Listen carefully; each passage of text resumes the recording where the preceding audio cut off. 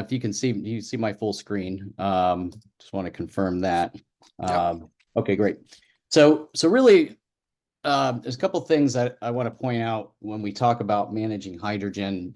So we have obviously industry best practices that we're trying to follow, such as IEEE documents. We also have basically codes as well. So in this case, just want to point out that in all cases, in all flammable gases, hydrogen follows the same kind of suit when it comes to making sure that we maintain a safe level below the lower explosion limit. So in this case, hydrogen is explosive at 4%. And so the code basically states that we have to stay within 25% of the LEL. And so any kind of buildup of gas that occurs needs to stay below that level. And I'm going to show you a couple examples as well of how things can creep up on us when it comes to batteries. And of course, when it comes to utility batteries, we're mainly talking flooded batteries and substations, or what we call vented lead acid batteries. We're seeing some other technologies come out, obviously in multiple industries that have different gassing properties, but hydrogen definitely is present in anything that's considered to be an aqueous battery. So it'll be your lead acid batteries, it'll be your nickel cadmium batteries, and I will address the lithium later on in the presentation and how that actually is also a concern, but not necessarily under normal operations, but more abnormal operations. So we are seeing some more valve regulated batteries in the utility space, which is kind of interesting to see with the emergence of what we call lead plante batteries or pure lead batteries. And these, we're seeing a little bit more in various applications just because of the cyclability, as well as some of the ride through properties of these batteries are showing a lot of promise when it comes to reliability. But these batteries typically have they're called sealed batteries in a lot of cases, or a lot of people call them maintenance free. In reality, they have a vent on top of the batteries that is more of a pressure vent. So in normal operation, the battery is recombinant. So all the water will go back into the battery, into the absorbed glass mat that's located between the plates. And however, if you do a boost or equalized charge where you're increasing the charge voltage, a lot of times you have to do this in order to equalize cell voltages. As soon as the pressure inside that battery reaches above, say, 5 psi, then the valve can open and release hydrogen. We try not to do this on a regular basis. If anybody likes to hit the equalize button, it's not a good practice unless you have a reason to do so. But anytime you do that, then you have a potential for hydrogen to be released into the atmosphere. And so that happens during what we call overcharging or equalized charging. Some call it boost charging. But it can also happen under any abnormal conditions where you have excessive heat, where you're not doing temperature compensation, where the charge voltage may be too high for the temperature. And so these batteries do have the potential to be able to gas hydrogen. So just because they are recombinant or they are more of the sealed type doesn't mean they're completely sealed. What we're used to seeing in substations, of course, are the vented lead acid batteries. We also call them flooded or wet cells. These vented lead acids are typically, you see maybe call them lead antimony, lead calcium batteries. Typically, they're lead calcium in substation. We also have another vented type, which are NiCads. Instead of sulfuric acid and water electrolyte, you'll have potassium hydroxide. But in either case, electrolysis does occur, and they both will vent hydrogen. There are some safety mechanisms on the battery. As you can see, these caps on the top, these are called flame arresters, and they're used in two different ways. They disperse hydrogen from the top of the battery, but they also prevent flame from entering the battery, because you always have hydrogen between the water level and the jar cover of the battery. But these basically vent hydrogen normally during normal operation, and of course during boost or equalized charge, they increase the amount of hydrogen. Anytime you're recharging, it increases the amount of hydrogen output.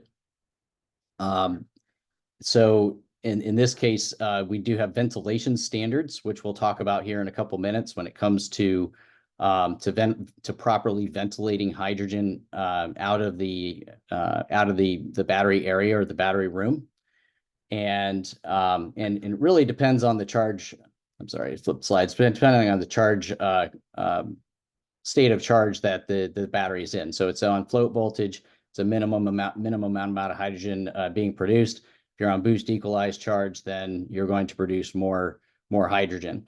In either case, mitigation programs for these vented batteries should be taken into consideration using the current IEEE standards, which would be IEEE 1635 ASHRAE 21. And I will mention that again in this presentation as we kind of touch on the standards themselves. Lithium-ion batteries, we're seeing a lot of these entering in the marketplace, not so much in utilities yet, but these batteries are non-aqueous batteries. However, if they go into thermal runaway, then they will gas, but they gas more than just hydrogen. They gas actually carbon monoxide, carbon dioxide, hydrogen, and hydrogen fluoride, and amongst other gases. So in this case, what we're seeing is basically the primary measure of safety in these batteries are the BMS, which is the battery management system that is more of the brain of this system, monitors the voltage, the temperature, the current, and if anything goes into a fault condition, then it'll shut the battery down and go into more of a protection mode. However, if something is not caught or the BMS fails, then it can go and produce those gases before it actually goes into deflagration. And so you're seeing a lot of times in the market that they're putting gas detection in these sites just as more of a secondary measure for life safety. Speaking of thermal runaway, the thermal runaway can actually happen in any of the battery types that we spoke of. They're mostly prevalent in valve-regulated batteries, and the reason why is because you have, as I mentioned before, the absorbed glass matting between the plates. It tends to trap heat inside of the battery. They're also, a recombinant type of battery. However, in flooded batteries, you can achieve thermal runaway if in overcharged conditions.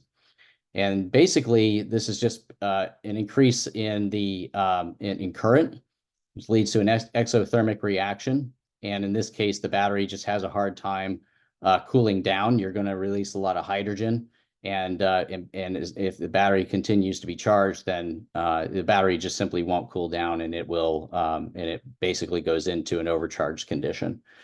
And if you've ever heard of a battery smelling like rotten eggs, that's basically what you're smelling is hydrogen sulfide, and that's of course where the two hydrogen molecules combines with a sulfur molecule, and hydrogen is lighter than air, so it rises towards the ceiling, but hydrogen sulfide actually is heavier than air, so it'll go towards the floor, kind of like propane. So in any case, we are trying to avoid any kind of thermal runaway situation, as well as avoid dangerous accumulation of hydrogen, and of course the production of hydrogen sulfide in an overcharged situation. Just a couple of incidents, because it's kind of fun to see what's happened in the industry over the years. There was an incident March 15th of 1994 in LA with a telephone exchange. These were valve regulated batteries that ignited at a telephone exchange. Hydrogen gas chain reaction caused the loss of a 911 center, police and fire communications for an hour. Some workers were injured in this incident. So this was an incident where hydrogen contributed to a fire. This was a decommissioned data center in 2001. These were vented batteries. Basically, in this scenario, what happened was that the data center was being decommissioned. The batteries were left online; they were left on float charge. However, all the other equipment was removed from the facility, and to save energy, they decided to turn off the ventilation system. Turns out that the site did have hydrogen detection, and it was producing an audible alarm on the site, in which the neighbors of this building were calling 911, saying there was an alarm going off. Under investigation, they determined that they thought it was a false alarm. They kept clearing the alarm. Turns out it was the hydrogen detector. And over time, with the ventilation system off and the batteries just remaining on float, it collected enough hydrogen that caused an explosion and spontaneous disassembly of the roof. Now, going back to this, there is a standard, the NFPA 76, that has been written into the battery model codes that basically says that you cannot have a hydrogen system or detection system that simply enunciates an audible alarm in a room and is not monitored by some sort of monitoring facility, fire panel, or building management system. So whenever you have any kind of safety device, like a gas detection device, is supposed to enunciate somewhere, so that it goes to a central monitoring station, so that a ticket can be opened or action can be taken on that site. Another loss of facilities was an NRG power plant in 2019.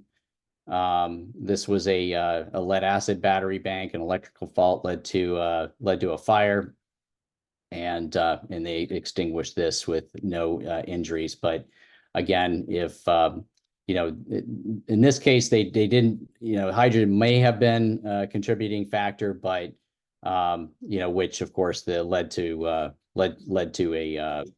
fire within that facility. Another one that was a wind farm in Oahu in 2020. This was a suspected thermal runaway event, and it was a fire that lasted 13 hours, 36 hours of smoldering, complete loss of the building. You can see the deflagration vents on top of the building were open, and basically channeling that energy out. But of course, in this case, in any thermal runaway event with a lead acid battery, you will detect hydrogen, and that could be used as a mitigation plan for that type of incident. So as I mentioned before, IEEE, we actually have, I actually sit on the IEEE committees for the stationary batteries. And we are just now beginning to rewrite IEEE 1635, which is a joint standard with ASHRAE. And so that's IEEE 1635 ASHRAE 21.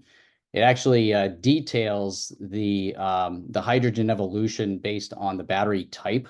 So there's a calculator that's actually being developed with all the different battery manufacturers' models of batteries.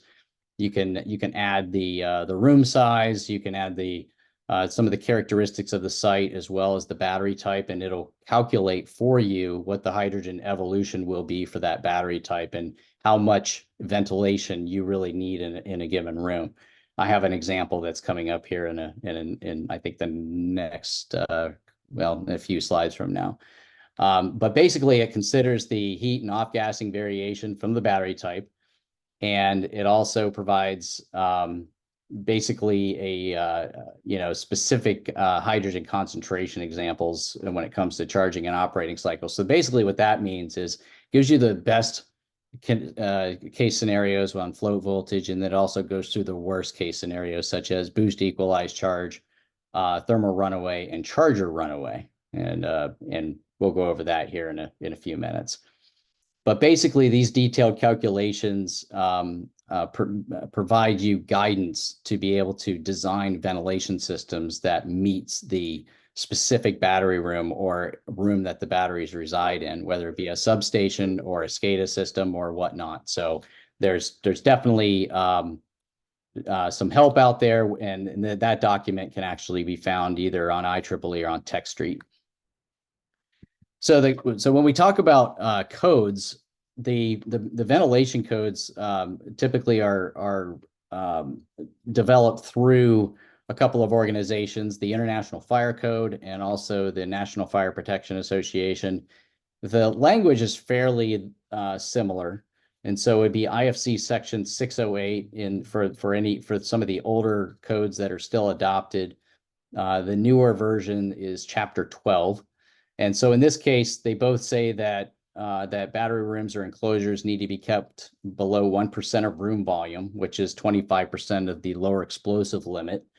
And so this needs to be with your hazardous mitigation plan. So hazardous mitigation plans can be anything from controlling your ventilation to adding detection, as well as the detection tied into gas purge systems. And so the fans will kick on when it starts reaching 1%. So AHJs are fairly flexible when it comes to accepting a mitigation plan, as long as it includes keeping that volume down below 1% hydrogen in a given room. And again, the IEEE 1635 document is a key tool for calculating this. The NFPA, we have NFPA 2, basically on how to basically design, install, and operate hydrogen systems. But then for batteries, it's going to be NFPA 855, and that contains the language, like I said, similar to IFC. So NFPA used to be geared more towards just stationary battery systems, but 855 includes also BESS systems, or battery energy storage systems. So it's really an expanded document that was created to include all kinds of different battery technologies, not just for substations, but also for your energy storage systems that could be for grid support, on demand, peak shaving, or even microgrids. So anything that exceeds 70 kilowatt hours as far as the model codes are concerned needs to comply with code. And so that's pretty much an adopted practice with all of the adopted codes in no matter whether it's IFC or NFPA. If you don't have a calculation, then they say that you have to do continuous ventilation. But we're seeing more and more that with the technology today, we're seeing more of the gas detection systems that are being integrated with gas purge fans. And so if you use that type of method as your hazardous mitigation program, then the code basically states that you have to have a few things present. So first of all, you do have to limit the gas to 25% of the lower flammability limit or lower explosion limit. It has to be continuous monitoring. Then it also has to trigger the ventilation fan or the gas purge system. And you also have to have 2 hours of standby power for the system. And as I mentioned before, with NFPA 76, you have to generate a trouble signal upon either malfunction or alarm. And so that trouble signal needs to go to either like a network ops center or a fire alarm panel. And local authorities may have additional requirements. One thing I always caution against or about is that these are typically adopted by the state. However, local authorities are able to add to, but not remove from the adopted state code. And if you want the reference for that, that's written in either the home rule legislation or in the state constitutions. They have a provision for home rule. Home rule basically states that you can be more strict in a local jurisdiction but you can't be less strict than the state adopted state code. So I said I was going to give you an example. This is kind of an extreme example, but it was a real example that we actually did a calculation for a specific site. This is a fairly large battery, so I'm actually giving you a data center battery as an example. But this was 2 parallel strings of 23 plate batteries, which, if you know batteries, that's a fairly large battery system, but in a very small room. And we've seen these battery systems on racks that are 3 tiers high and, crammed in small spaces and such. So this is kind of that example. Now, if you look at the gassing mode, you see that the IEEE 1635, as I mentioned before, breaks it down into best case and worst case scenarios. So best case would be that you have a float charge that's producing some hydrogen. You have a boost, equalize, or finishing charge. And what I mean by the boost and equalize, I'm kind of saying that in the same light. Finishing charge is when a battery reaches 90% of charge and it's going off into its final state of charge for the last 10%.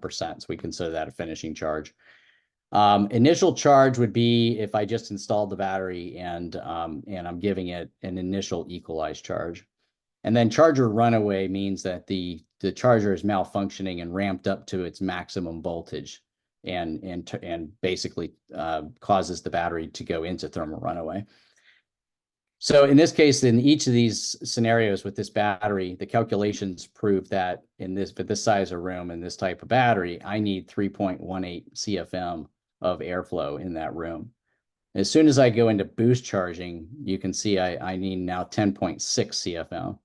And again, if I'm doing an initial charge, which is a little higher charge, 16.8 CFM, and then if the charger goes into a malfunction state and ramps up into the maximum charge voltage, then I'll need a whopping 60.8 CFM. Now, in this case, each one of these scenarios, we look at if you remove the ventilation requirement, how long would it take you to reach 1%?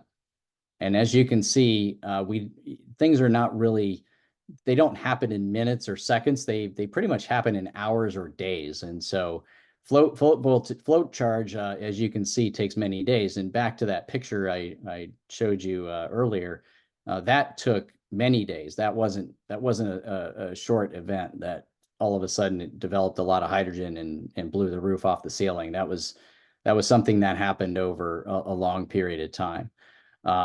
If something is left on equalized charge, then of course it takes obviously a lot less time, but we're still talking hours. So this is not so much a leak detection kind of example, but it's more of a slow gradual buildup. And then you can see how much time it would take to get to 4%. So in this case, this is, again, these are referencing the IEEE document. And you can run these examples yourself by using that document based on the room size, the amount of ventilation that's currently existing, and the battery type. So when it comes to hydrogen sensing, there are some challenges when it comes to actually creating a hydrogen sensor. Temperature plays a big part in the accuracy of the sensor. Certain sensors operate better in certain temperature environments, so you have to make sure you operate per the specification of the sensor itself. Any kind of high concentrations can lead to inaccurate readings. Fortunately for batteries, like we said, it's a very slow build, so accuracy typically is not that much of an issue for the battery applications. But cross sensitivity with other gases can be an issue. One thing that we've noticed is that I've actually had sites that have called in and said, well, we're getting a carbon monoxide alarm, but they found out it was actually due to the hydrogen that was being given off from the battery. And so you can have cross sensitivities with other gases when it comes to sensors. So you just understand the type of sensor you have and the cross sensitivity that it could be occurring with your hydrogen sensor. And then, of course, we talked about the standards, codes and standards when it comes to regulatory. Again, with the ventilation standards, if sometimes you can prove that you have it covered with your ventilation system, then you may not be required to put detection in. But if you have any uh, if you're not necessarily meeting all of those cases, where it comes to float or boost charge, then the AHJ may choose to have the detection put in to cover any kind of worst case scenarios. And there are different kinds of sensors and different maintenance that goes along with those. So you have catalytic bead sensors are kind of the traditional type of sensors that are out on the market. But just keep in mind that some of the issues or some of the concerns that we have at IEEE about the use of sensors is that the user, the person who's required to maintain these units, they understand what the maintenance requirements are. And so some of these sensors, especially like, say, for instance, the catalytic bead sensors, require calibration every 3 to 6 months. And so we do see a lot of sensors going into various applications and not maintained. And so that can give you a big false sense of security because they will drift. However, there are some solid state technologies that basically will not require as much calibration or will auto calibrate by themselves. There are some TCD sensors as well that may not require calibration. They may require some bump testing, but also has a limited life. So you have to know when to replace them as well. So just, when you're selecting, just make sure you understand the specification and the maintenance requirements around those specifications. And again, this is just an example where a catalytic bead may require a calibration every 3 to 6 months and replacement every 3 to 5 years, and is consumed by its environment, where maybe a solid state sensor would not have to go through manual calibration, last a lot longer. So in conclusion, just know that any aqueous batteries that will present basically a hydrogen risk during operation and charging. Just a note, discharging, we don't find that it really increases the hydrogen output all that much, but it's really more towards the recharge and the boost equalized charge functions that you're going to find the most hydrogen produced. And this is going to be in valve regulated batteries, vented batteries with vented lead acid and NiCad. The regulations do require either monitoring or continuous ventilation. So you either provide the continuous ventilation according to the standard, which is the IEEE 1635, or you add the monitoring, and then you can have the monitoring activate the fan, and so that'll eliminate the need for continuous ventilation. And then, of course, as I mentioned before, making sure that the detection systems connect to either fire panels, a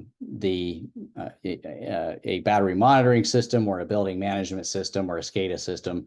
Make sure it alarms somewhere other than just an audible alarm in the room. And then, of course, there's a lot newer technologies out there that are available today to help with providing lower maintenance and lower cost of operation, so that whereas ventilation was kind of the preferred, not necessarily going towards detection. Detection has become a lot easier than it has in prior years. Okay. Thank you for the opportunity to present, and I'm sure you might have some questions. Yeah, thanks very much. Jeff, that was a good presentation. Lots of information in that I liked. I put into the chat for everyone when you were talking the links to the IEEE 1635 and the NFPA 855 and the IFC Chapter 12 that you were referring to. Perfect. Yeah, you see and that? you can there's free access on the IFC Chapter 12 and the NFPA 855. So, I mean, there's some restrictions when it comes to printing and such like that when you access the free version. But you can certainly read up on those, and they should be very similar between the two documents. One question here: how should emergency response procedures be structured to effectively deal with hydrogen release incidents in battery systems?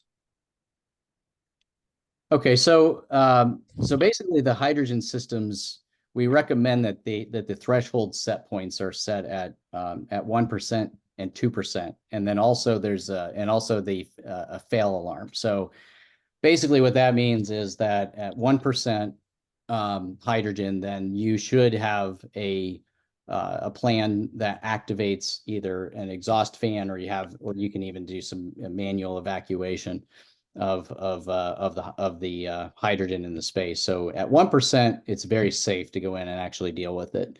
The reason why we say a 2% alarm, because sometimes ventilation systems are not equipped to handle much higher concentrations, and so a critical alarm may warrant actually manually ventilating an area.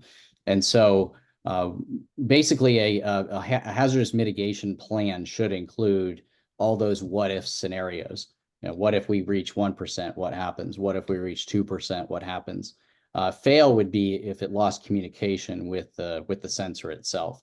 And so the system should be intelligent enough to be able to say, I don't have communication to the sensor itself, or a lost communications to what it's reporting through. Sometimes this is done through Modbus, DMP3, or it's done through dry contact, or 4 to 20 communications. But whatever the method is, that there's typically those set points, and then also a plan to corrective action if you get a fail alarm or something didn't operate correctly. What are the best practices for ventilating spaces containing battery systems? Ventilate basically is using the IEEE 1635. Yeah. And understanding the level of ventilation you need. So you're going to select a gas purge fan that has the airflow, the air exchange rate possible to handle those worst case scenarios. And that ventilation system must be explosion proof, and also like I said, it can be tied into the detection system, which is the preferred method. Right. When we've been teaching our we deliver a course on battery energy storage systems and testing and maintenance of batteries. As you know, even for UPS batteries. But one of the questions there is that the focus has always been on the testing of the batteries, Right. their battery integrity, battery performance, but we haven't focused so much on ventilation and containment. Right. So IEEE 1188 is your standard for valve regulated, and 450 is for flooded battery. IEEE 1578 for spill containment, which I actually chair that document. And then of course 1635 for ventilation. So yes, it does take multiple standards. And what you find in maintenance programs is, you're right, you find that it focuses on the maintenance of the battery, but yet it is always a good practice to add the safety systems checklist as well into that, which includes all of the things that we just talked about. Well, after this presentation, we are going to add this, and I hope to get you involved in that, actually. Certainly, Okay. certainly. Next question is, so can this kind of incident happen while recharging or running a battery driven car? Good eye. EVs and batteries. Yeah. So again, with EV and batteries, the batteries in cars, being lithium batteries, non-aqueous, they actually don't gas unless there's a malfunction. Now, if you basically how the lithium battery works is the lithium jelly or the electrolyte is encapsulated in a laminate, and so that keeps oxygen out. And obviously, as long as these batteries are intact, which they're all tested to UL standards, basically. So and as long as they're intact, then everything is fine. Now, if you get in an accident, or if like say for instance, we saw it in Florida during the hurricanes, if you remember, Mhm. some car batteries catching on fire. Well, what happened in those situations is the seawater got into the battery system and caused the batteries to delaminate and causing oxygen to get into the electrolyte, and so that caused the deflagration in those systems. And so you shouldn't expect any kind of gassing out of the systems as long as it's a normal operation. If it goes into thermal runaway, or if there's damage to the cell, then, or to the battery itself, then at that point, you're going to get all kinds of alarms, probably more in the line of temperature alarms and voltage alarms and things of that nature. In UPS, it just shuts off the charge current. Mhm. In EVs, there are other protection circuits as well, but obviously sometimes catastrophic events that you can't really help that, but uh, Right. just don't park it in the garage. So Yes. Okay. Thanks very much. That was a good presentation. I like that one.